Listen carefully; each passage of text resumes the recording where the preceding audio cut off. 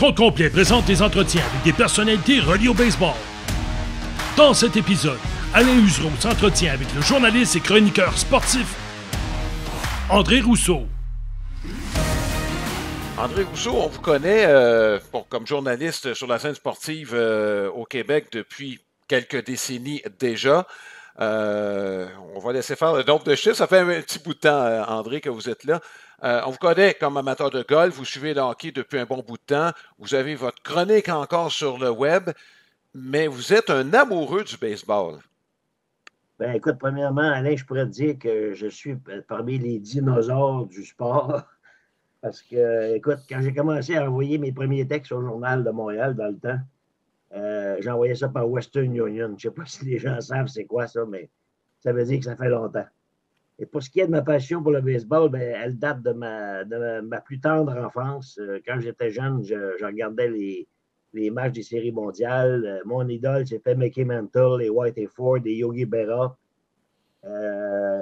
Et puis, quand je suis arrivé au journal, on m'a affecté à la couverture du Canadien Junior. J'ai d'ailleurs vu le Canadien Junior remporter la Coupe Memorial avec Gilbert Perrault comme chef de file. Mais ma passion, c'était le baseball. J'avais demandé à Jacques Beauchamp, qui était alors le grand patron, j'avais dit, aussitôt qu'il y a une ouverture pour couvrir les expos, c'est ça que j'aimerais faire. Et puis, j'ai été chanceux parce que quelques mois plus tard, Marcel Godette, qui était affecté à la couverture des expos, a décidé d'abandonner et le poste est ouvert. Ça, c'était à l'automne 1970. Et là, j'ai eu la chance de vivre peut-être la plus belle expérience de ma vie en couvrant les expos pendant 5 ans. Et ben, qui ne se rappelle pas de la belle époque du stade Jarry? Le seul problème, c'est que ce stade-là, c'est le stade de ma jeunesse. Et comme le dit si bien Reggiani, personne ne repasse par sa jeunesse. On a tendance à idéaliser un petit peu nos vieux souvenirs. Il y a quelques thèmes que je veux aborder sur les premières années des expos.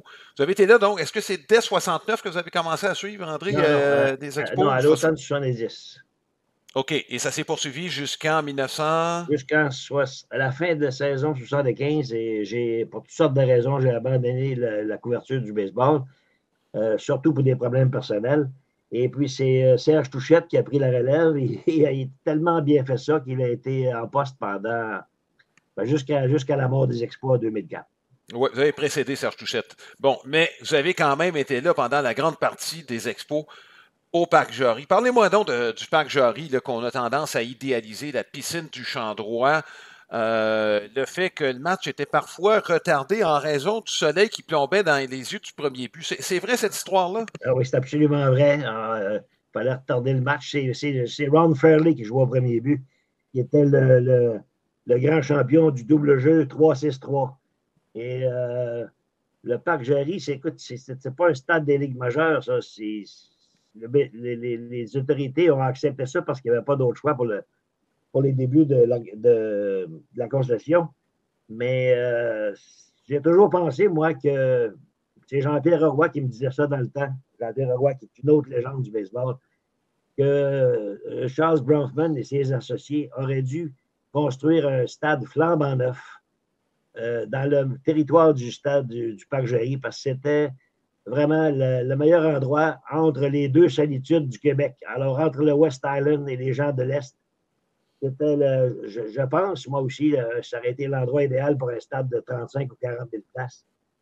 Mais ça ne s'est jamais matérialisé. On s'est retrouvé avec le stade olympique en 1976. Un très beau stade pour les Jeux olympiques, mais un stade que je n'ai jamais considéré comme un grand stade de baseball. Qui n'a jamais été conçu pour ça. Les expos sont toujours pleins qui n'avaient pas été consultés dans la conception du stade. John McHale, qui était alors président, qui était longtemps président des expos, c'est toujours plein qu'on ne l'avait pas consulté concernant la construction. C'est pas compliqué. Il aurait fallu que les estrades soient construites plus en hauteur pour que les gens soient plus près de l'action. C'est là que l'erreur a été commise par ce cher Roger Taillibert. Oui. On va élaborer un petit peu sur le Parc Jarry. Moi, j'y suis allé 2 fois dans ma jeunesse. J'y garde très, très bons souvenirs.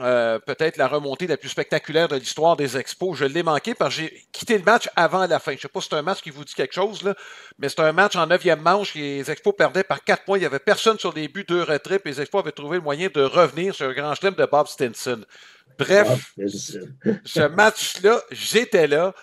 J'ai manqué peut-être, comme je me mentionnais, la remontée la plus historique de l'histoire. Toujours est-il que, écoutez, quand on regarde les images, quand on regarde un petit peu le stade, la configuration, puis l'endroit où c'était, j'ai l'impression qu'il y avait une bonne humeur qui se dégageait quand les gens assistaient à un match. Il y avait évidemment l'aspect nouveauté là, du baseball majeur, mais c'est ce qui se dégage des vieilles images qu'on voit du Parc Jarry. Mais écoute, Alain, c'était un stade qui était très chaleureux parce que, premièrement, tout le monde était près de l'action. Ça coûtait pas cher pour aller au baseball. Les prix étaient ridiculement bas comparativement à ce que c'est aujourd'hui. Il faut dire que les salaires des joueurs étaient pas mal plus bas aussi. Et qu'est-ce que je pourrais ajouter? Écoute, c'était une solution de rechange. Mais moi, jamais j'oublierai ce stade-là. Il y avait de l'ambiance, il y avait le Gigueur dans les estrades, il y avait Fernand Lapierre à l'orgue qui mettait il y avait une ambiance incroyable au Stade Jarry. Au Stade olympique, on n'a jamais réussi à recréer la même ambiance. Et d'ailleurs, au Stade olympique, pour qu'il y ait vraiment de l'ambiance, il fallait qu'il y ait au moins 25 000 spectateurs, parce qu'en bas de ça, c'était quand même... Oui. Écoutez, j'ai eu l'occasion de suivre, de couvrir le tournoi de tennis qui a lieu au même endroit. Et là, je parle d'il y a 30 ans passés.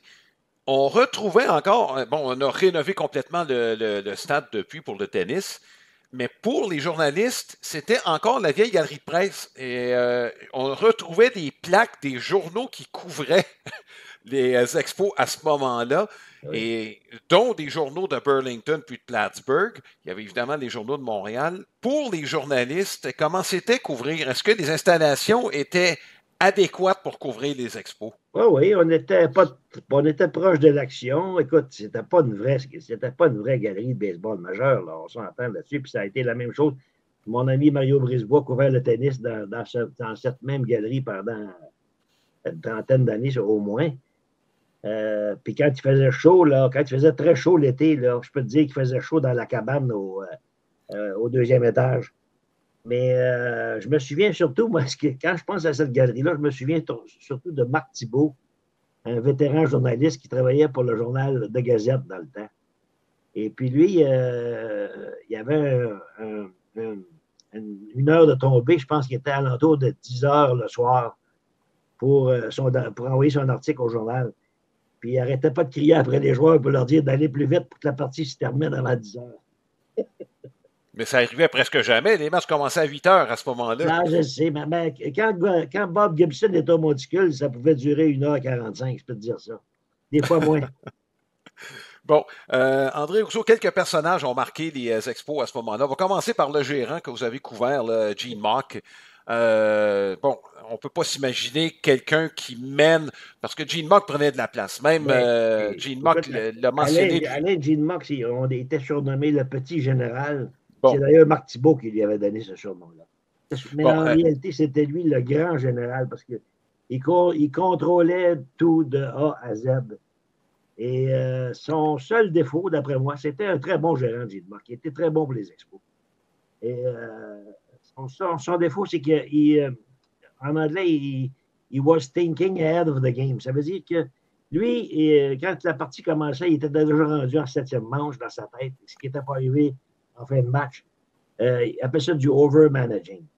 Mais c'est probablement ça qui a coûté le championnat à Philadelphie en 1964, alors que son équipe avait une avance de quelque chose comme 10 parties avec je ne sais pas combien de parties à jouer au mois de septembre.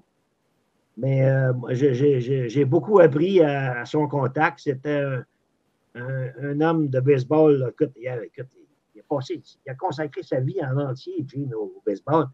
Quand il est parti de Montréal, il a dirigé longtemps les Twins du Minnesota et les Angels de Californie, jusqu'à temps que sa maladie l'empêche de continuer. Et d'ailleurs, Gene était aussi un maniaque de golf. Durant la saison morte, là, il restait, lui, à Rancho Mirage, en Californie, et puis il jouait 36 trous par jour. Ah oui, 36. C'est 2 parties par jour, ça. Oui, monsieur, mais en kart, là, puis il est en forme, puis c'était aucun problème. Puis écoute, la température dans la région de Palm Springs, c'est absolument fantastique. Vous êtes amateur de golf, passionné, ben, je dirais. Est-ce que vous avez eu l'occasion de jouer avec lui? Non, non, malheureusement, je n'ai pas joué avec Gene. J'ai joué avec d'autres personnes. J'ai joué avec Doug Snyder, qui a été commentateur et instructeur des expos. Ça, c'est d'ailleurs un des personnages les plus extraordinaires que j'ai rencontrés durant ma carrière. J'ai joué naturellement avec Jean-Pierre Roy. J'ai joué une fois, c'est drôle, j'ai joué une fois avec John Smoltz au Club Laval sur le lac. Oh, c'est un bon joueur, lui. Oh, monsieur. On m'avait dit qu'il serait là le matin avec Tom Glavine et Greg Maddox, les trois grands champions des Braves. Et ben, pour une raison ou pour une autre, je ne sais pas si Maddox et Glavine se sont couchés trop tard, mais ils ne se sont pas présentés au club. Alors, j'ai joué seul avec John Smoltz à Laval sur le lac. Et puis, je peux te dire que ça me prenait 2 coups pour rejoindre son coup de départ. Écoute, c'est une phase de la nature. Et lui, il était un des premiers membres au club de golf à Atlanta. Et il a tenté sa chance, je pense même dans le circuit senior, pour essayer de jouer dans le circuit senior de la PGA, mais ça n'a pas fonctionné. Le baseball et puis le golf, c'est 2 choses très différentes.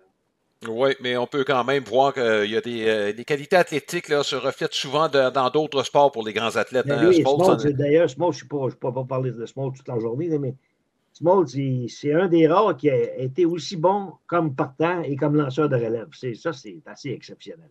Oui. Rusty Staub, parlez-moi donc de la première grande vedette des Expos de Montréal. Vous l'avez côtoyé. On dit qu'il aimait profondément Montréal, même que lorsqu'il a été échangé de New York, c'était quand même un endroit qui, finalement, ça a bien tourné pour lui, mais qui ne voulait pas quitter Montréal lorsqu'on l'a échangé. Ben écoute, Rusty, il était le joueur le plus populaire, non seulement à Montréal, mais de Terre-Neuve jusqu'à Vancouver. Les Blue Jays n'existaient pas à cette époque-là. C'était une super, super étoile. Il était très, très heureux au Canada. La seule chose qui ne fonctionnait pas à son goût, c'est qu'il demandait un salaire de 100 000 et John McKay ne voulait pas lui donner. Finalement, il est obligé de signer pour 99 000 Je me souviendrai tout le temps, pendant le camp d'entraînement à West Palm Beach, j'avais demandé à M. McKay, est-ce qu'il y a des intouchables chez les Expos? Et il m'avait répondu, oui, on a un seul intouchable, c'est Rusty Staub. Et quelques semaines plus tard, Rusty était échangé aux Mets en retour de 3 jeunes joueurs.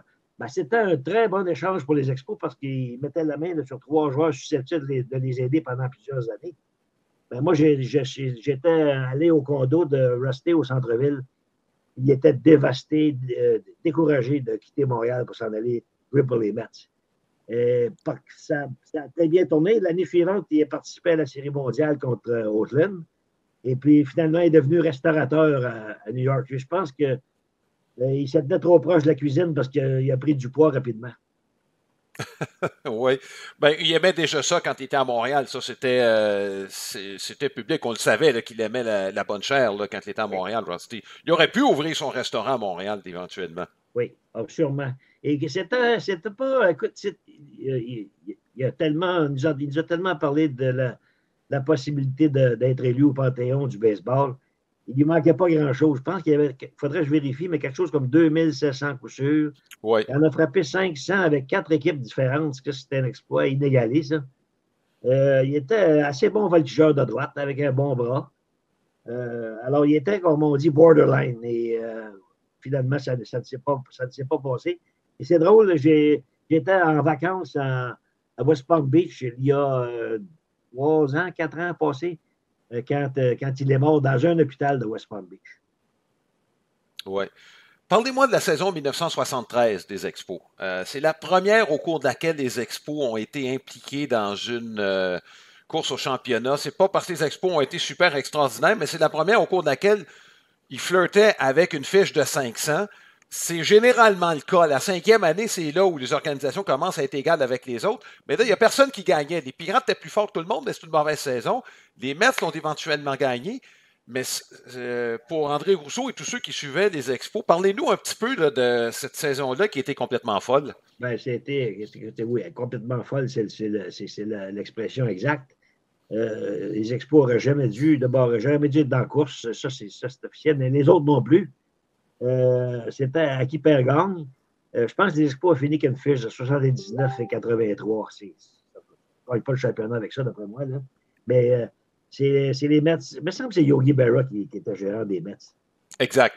Et puis, je me souviens surtout que j'essaie de me rappeler, mais écoutez, c'était avec des joueurs, Adolfo Phillips, Ron Brenn, ouais, ils étaient partis, eux autres. John Boccabella, John Bateman. Il n'y a pas des All-Stars qu'on avait là. Mais on avait un releveur qui était absolument exceptionnel, c'est Mike Marshall. Et ça, Marshall, c'est lui qui a gardé les Expos dans la course. D'ailleurs, Gene Muck avait tassé, assez cavalièrement, il avait tassé Claude Raymond pour faire place à Marshall comme le releveur numéro 1 l'année précédente. Et Marshall était tellement bon avec sa balle tire-bouchon que l'année suivante, là, il a été changé aux Dodgers en retour de Willie Davis. Et avec les Dodgers, je pense qu'il a participé à 114 parties. C'est quasiment inimaginable. Et puis, c'est lui qui a mené les Dodgers au championnat. Alors, ça c'est un souvenir qui me revient en tête. Quelqu'un qui était capable de lancer tous les jours. Aujourd'hui, un gérant se ferait fusiller si on l'utilisait 5 jours de suite, alors que lui, c'était aux 2 jours. Ça, c'était le minimum. Oui, mais d'ailleurs, ce qui arrive, c'est que quand un lanceur fait ça, comme lui, là, qui a été surutilisé à Montréal et avec les Dodgers, ça ne dure pas éternellement, surtout si tu lances la balle tire-bouchon, parce que c'est très, très exigeant sur le bras. Alors, à un moment donné, ça n'a pas été long que Marshall s'est éclipsé dans le firmament. On ne l'a jamais revu. Oui, le problème de Marshall, il y a eu du succès avec Gene Muck au Minnesota par la suite. Le problème, André, pourrait me corriger, mais c'était pas ses performances, c'est qu'il y avait de la difficulté à s'adonner avec ceux qui l'entouraient. Non, mais c'était bon, j'aime pas ça dire ça, mais c'était un excellent joueur de baseball et un triste individu. Antisocial. Les Expos ont eu toutes sortes de problèmes avec lui. Bien sûr, ça ne donne rien de rentrer dans les détails, mais disons qu'il ne faisait pas partie de mes idoles. Ces années-là, avec les Expos, il y a eu divers personnages. On a parlé de Rusty Stubb, on a parlé de Gene Muck, Mike Marshall. Est-ce qu'il y a d'autres personnages dans l'entourage des Expos de ces premières années-là qui ont retenu votre attention? Ben, c'est drôle, moi, il y a Jim Fanning qui a occupé une place très importante parce qu'il était directeur général de l'équipe pendant plusieurs années. C'était l'homme de confiance de McHale. Fanning connaissait le baseball beaucoup plus que nous autres. On était des recrues là, dans le domaine. Alors, parfois, il pouvait nous en passer des petites vites, mais il reste qu'il a fait du bon travail.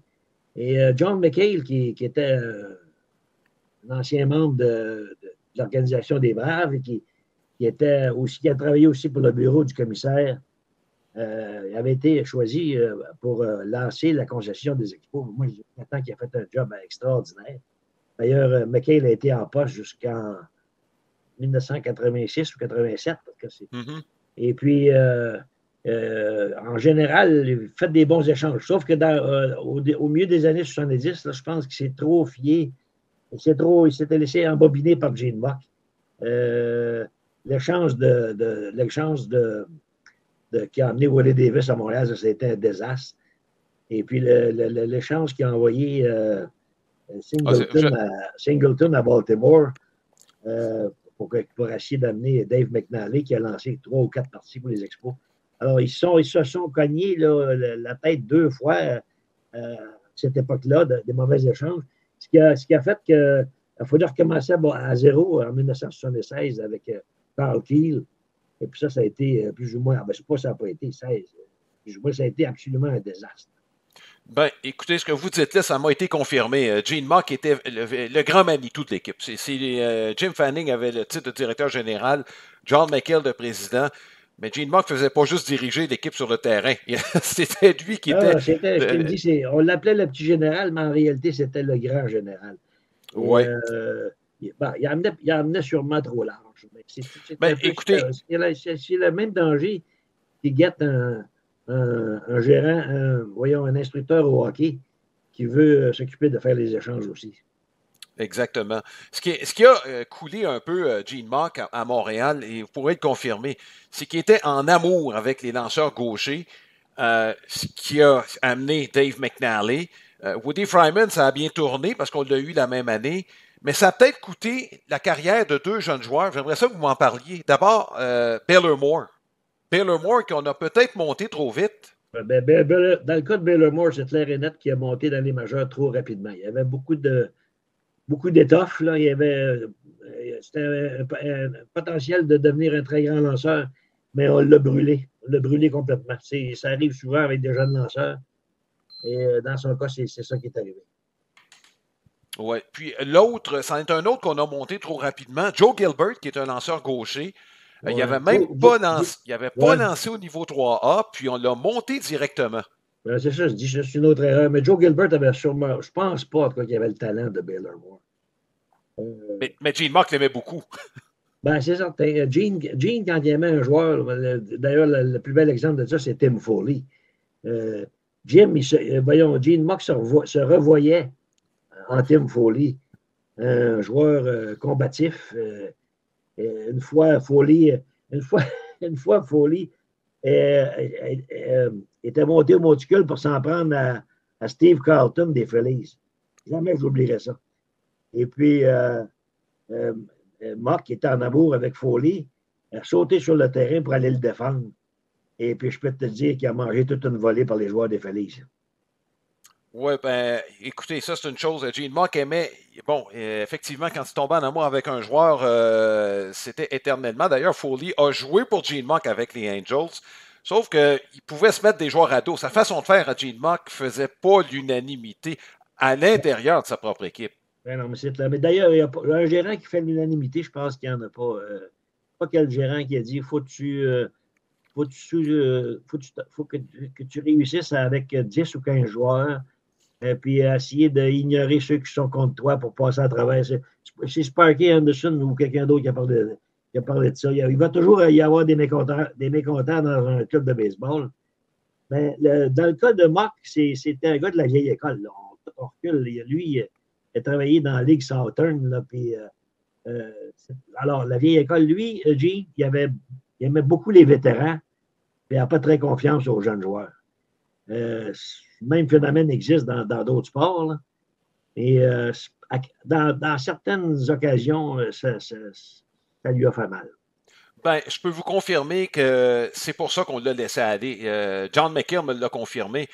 Et John McHale qui aimait beaucoup Gene Mauch, mais McHale voulait laisser de la place aux jeunes qui s'en venaient, des Parrish, Carter, Valentine, Dawson, Cromartie. Il voyait qu'ils s'en venaient, puis il ne pensait pas que Gene Mauch était l'homme idéal là, pour les diriger. Tu as parfaitement raison de dire ça. Mais il y a l'autre effet aussi. Il y a l'effet de, comment dire, l'usure du temps. Là. Gene est arrivé là en 69, puis quand tu es rendu là en 1975, ça faisait quand même 6 ans, au moins 6 ans, 6 ou 7 ans qu'il était à la base de l'équipe. C'est rare qu'un gérant dure plus longtemps que ça, à moins d'être gérant des Dodgers. Oui. Gérant des Dodgers, tu étais presque là jusqu'à ta mort. Mais c'est quand même drôle parce que John McHale, par la suite, m'a indiqué que ça avait été une erreur de congédier Gene Mauch. Que oui, avec les jeunes, il y avait de la difficulté. Oui, il avait pris trop de place, mais qu'il aurait peut-être dû prendre.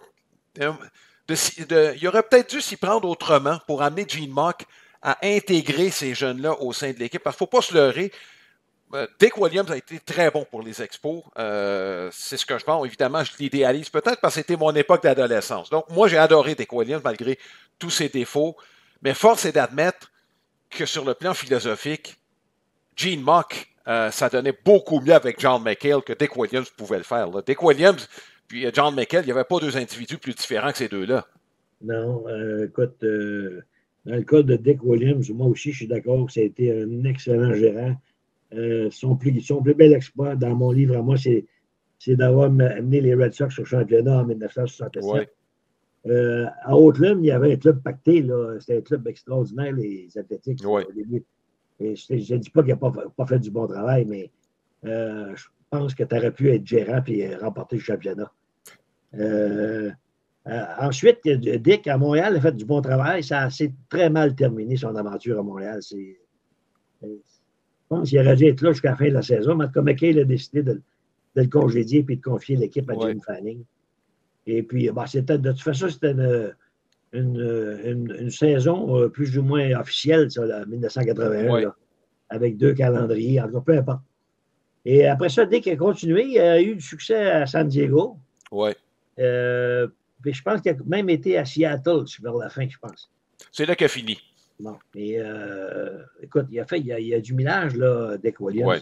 C'est un gars de la même période. Lui, comme Gene Mock, c'était un gars qui était dans l'organisation des Dodgers, un joueur marginal. Mais souvent, les joueurs marginaux font les meilleurs gérants. Je me souviendrai tout le temps au camp d'entraînement quand on nous avait présenté Ted Williams comme gérant des sénateurs de Washington. Et ça n'a pas duré longtemps. Et pour lui, le baseball, c'était pas compliqué. Ted Williams, c'était le meilleur frappeur de tous les temps. Oui. Et souvent, ces gars-là ont de la misère à comprendre qu'il y a des joueurs de 3e et de 4e trio aussi. Oui. Mais je reviens à la question directe. Est-ce que Gene Mock aurait pu continuer avec les jeunes? Et comme je le mentionnais, c'est John McHale là, lui-même qui me disait qu'on aurait peut-être pu s'organiser et en admettant que Gene Mock avait trop de pouvoir, il fallait lui en enlever un peu, de se concentrer sur son poste de gérant. Il aurait fallu que McHale convainque Mock que là, il y avait une période, on passait à la phase 2, là, une période de transition, puis il y aurait des nouveaux joueurs, plus jeunes. Et je ne sais pas si Gene aurait accepté. Ce qui est certain, c'est qu'ils ont mal choisi le remplaçant. Carl Key, le parfait gentilhomme, mais c'était pas le gars pour prendre je pense pas que c'était le gars pour prendre la relève. D'ailleurs, je pense qu'ils ont perdu 110 parties cette saison-là. C'était horrible.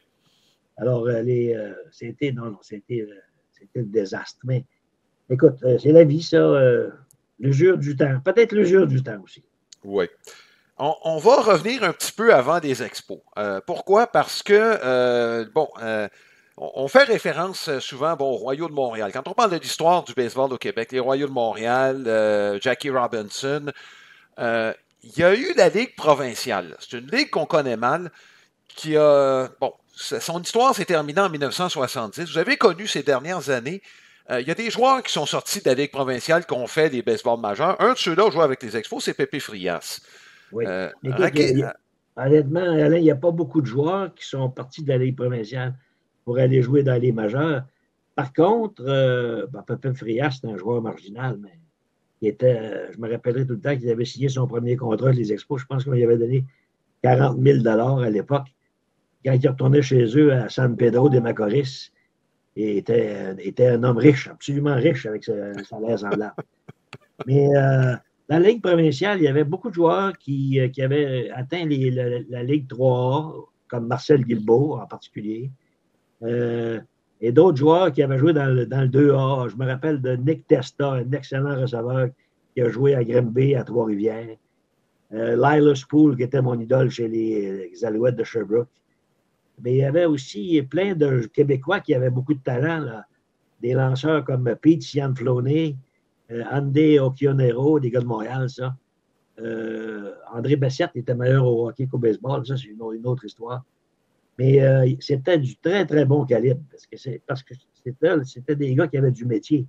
Il y avait des jeunes joueurs, là, il y avait des recrues, mais il y avait surtout des gars d'expérience. Je me rappelle même que Jean-Pierre Roy, c'était une légende que j'ai connu personnellement, avait été embauché comme gérant à Sherbrooke pendant une couple de mois. Mais c'était vraiment une super ligue de baseball menée par Yvon Ellison de Sherbrooke, un autre de mes amis, qui faisait de son mieux pour garder ça en vie parce que c'était le problème de la surenchère. C'est ça qui est arrivé. C'est que pour avoir les meilleurs joueurs, les équipes se sont mises à payer plus cher. Et puis c'est un peu ça qui a entraîné la mort de la Ligue, plus l'arrivée des Expos.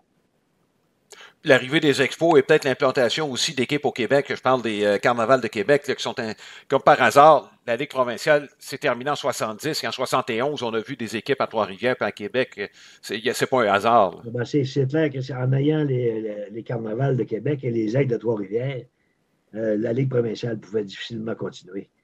Ouais. Je te dis, moi j'ai vu des parties extraordinaires. Je me rappelle surtout quand j'allais au stade, quand j'étais vraiment très jeune dans ce stade, j'avais 14-15 ans.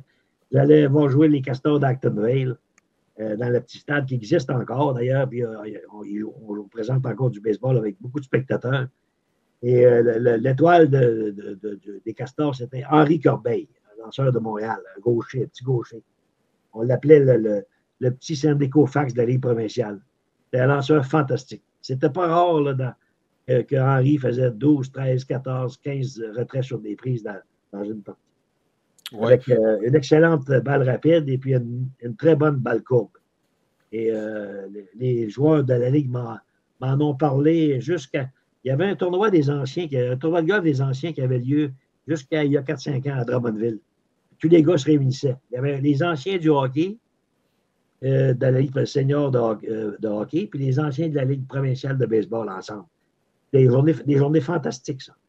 Ouais. Le nom d'Henri Corbeil et de Marcel Guilbeault. Les noms de Corbeil et de Guilbeault revenaient sans cesse dans la conversation. D'ailleurs, un qui nous faisait l'honneur de sa visite dans ces tournois de golf-là, c'était Bill Lee, le seul et unique Bill Lee, qui était un bon ami de John Elias, ancien lanceur des Cardinaux de Grimby. Alors, j'ai eu une couple d'entrevues avec Bill Lee au terrain de golf de Drummondville et des moments inoubliables. J'ai pu assister une fois à cet événement-là, André, là, et les gens étaient ravis de se retrouver. Il faut bien mentionner, c'est une ligue ouverte, surtout les 3 dernières années, je parle de 68 à 70, cette ligue-là était ouverte. Donc, on avait des gens qui arrivaient, des États-Unis, mais qui arrivaient aussi, de Cuba, Porto Rico, de la République dominicaine. C'était très relevé comme calibre de jeu. Écoute, je ne me rappelle pas tous les noms. Là. Je me rappelle qu'il y avait, je pense que Félix Mantilla est venu jouer. Wes Covington est venu jouer aussi à un certain moment. Et là, les autres noms ne me reviennent pas, mais il y a eu, écoute, Adrian Zabala. Il y a eu, ça c'était un très bon lanceur. Il y en a eu plusieurs qui sont venus jouer dans la Ligue, mais comme je t'ai dit, là, il y a eu le problème numéro 1, c'était l'assurance. Oui. Oui, et il faut bien dire, là, les joueurs américains, afro-américains principalement, adoraient jouer au Québec parce qu'il n'y avait pas de restrictions comme ils connaissaient encore. C'est encore le cas dans les années 60. Là. C'est ça. Puis d'ailleurs, il faut aussi se rappeler que dans ces années-là, là, les joueurs des ligues majeures ne touchaient pas des gros salaires. En 1968, là, je pense qu'il y a eu une bataille syndicale pour qu'ils réussissent à obtenir un salaire minimum de 10 000 $.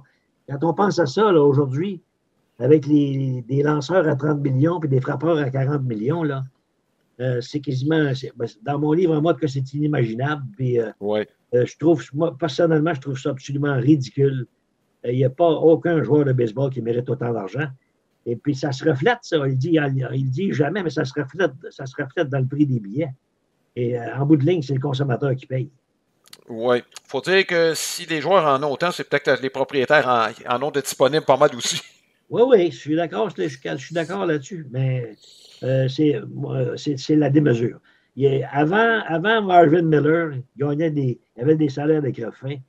Depuis que Marvin Miller a réussi à leur obtenir l'autonomie, ça a tout changé. Oui. Et enfin, tout le monde fait de l'argent parce que je peux vous dire que si les propriétaires n'avaient pas cet argent-là, on n'en donnerait pas autant. André Housseau, vous continuez à suivre le baseball parce qu'il y en a une ligue présentement, une ligue senior. On ne parle pas du tout de la même chose de la ligue provinciale qu'il y avait dans les années 60, mais vous continuez à suivre ces activités-là. Votre amour pour le baseball, c'est pas éteint, loin de là. Ben non, puis aussitôt que je ne vais pas pu y aller beaucoup depuis le début de la saison, mais la saison est encore jeune. Là. Comme disait Gene Muck, la saison de baseball, ça ne commence pas avant le 4 juillet. Il y a de très, très, très bons joueurs dans la Ligue senior actuelle. Je pense à François Lafrenière, à Saint-Jean. Les noms, écoute, je n'ai pas tous les noms par cœur, là, mais il y a de très bons lanceurs. Mais le problème, c'est qu'habituellement, chaque équipe a un très bon lanceur et un deuxième, mais la profondeur n'est pas là. Mais non, puis ce que j'admire beaucoup, c'est que les jeunes qui jouent dans cette ligue-là ne sont pas payés là, en général, ou très, très, très peu. Et puis on paye leur essence pour se rendre, là, les frais de transport. Ben, c'est parce que ça veut dire que ces gars-là ont un très grand amour du baseball pour jouer à si bas prix dans cette ligue. Moi, je lève mon chapeau. Je te dis, je ne sais pas si tu as la chance d'y aller. C'est surprenant comme calibre de jeu. Il faut dire aussi que le baseball de calibre au Québec s'est amélioré. On le voit à chaque année. Nos Québécois sont de plus en plus recrutés par les universités américaines. Donc, ceux qui décident de sortir, par exemple, des ligues juniors, la Ligue junior élite du Québec, c'est un bon calibre. S'ils veulent continuer, s'en vont dans le senior, j'imagine que ça se reflète dans le calibre de jeu. C'est évident. C'est évident. La relève est là. On développe plus de joueurs de baseball. C'est drôle là, qu'on développe maintenant des joueurs de baseball au Québec alors que les expos sont partis. André Rousseau, vous continuez de suivre le baseball majeur, j'imagine, encore aujourd'hui. Pas j'imagine, j'en suis certain en lisant vos chroniques. Qu'est-ce que vous retenez dans le baseball d'aujourd'hui? C'est encore un sport, les athlètes sont meilleurs qu'ils étaient, le calibre est bon, le spectacle est encore bon, à mon avis. Moi, je trouve que les athlètes là, d'ailleurs, on le voit quand ils font les highlights à la télévision. Les athlètes sont fantastiques, physiquement, là, sont absolument extraordinaires. Les voltigeurs font toutes sortes de pirouettes pour attraper la balle. Les joueurs de récours en général sont très, très, très bons. Les receveurs sont bons. La seule chose que je déplore, mais c'est comme ça aujourd'hui, c'est que souvent, ça prend 6 ou 7 lanceurs pour lancer une partie. Ça me dépasse. Dans mon temps, là, quand un lanceur s'installait au monticule, c'était avec l'ambition de lancer la partie au complet. Aujourd'hui, ce n'est pas ça du tout. On calcule le nombre de tirs. Après tant de tirs, il faut le remplacer. Et, je surveille les box scores chaque jour. Et comme je te dis, c'est pas rare du tout, 6 ou 7 lanceurs pour une partie. Ça, j'aime moins ça. Par contre, ceux qui sont en courte relève, là, eux autres sont vraiment solides. Puis, avec des balles, c'est pas rare les balles rapides à 100 000 à l'heure aujourd'hui. Dans mon temps, dans les années 70, là, il y avait Bob Gibson qui pouvait t'étourdir avec sa balle rapide, là, mais il n'y en avait pas tant que ça des lanceurs qui lançaient à 100 000 à l'heure. Oui, effectivement. Certains prétendent que c'est pour des maisons médicales maintenant là, que les matchs complets sont de plus en plus rares, que le coude est peut-être capable d'en endurer moins qu'avant, des manches. Là. En tout cas, je ne sais pas. C'est un phénomène écoute, il faut se rendre à l'évidence. Là, on est rendu là. Et ce que je remarque aussi en surveillant les box scores, c'est que les assistances sont en général très, très bonnes. Même avec, disons, San Diego connaît une saison très ordinaire. Puis c'est pas le rare qu'il y ait 38-40 000 spectateurs à San Diego. Puis même dans des villes où on a moins. Les Angels qui sont archi pourris ont souvent en haut de 30 000 spectateurs. Alors, il y a sûrement. C'est la NFL qui a la pôle aux États-Unis, mais il y a encore un très, très grand appétit pour le baseball, de toute évidence, d'après les chiffres des assistances. Oui, absolument. André, en terminant, vous êtes toujours actif, on peut encore vous lire? Oui, chaque matin, écoute, la passion d'écrire ne m'a pas lâché depuis 50 ans, plus que 50 ans. Et puis, ma chronique, les coulisses du sport.ca, est là chaque matin et je rejoins le plus de lecteurs possible. Je partage ma passion avec eux autres. Merci beaucoup, André Rousseau. Ça fait plaisir, Alain. Bonne journée.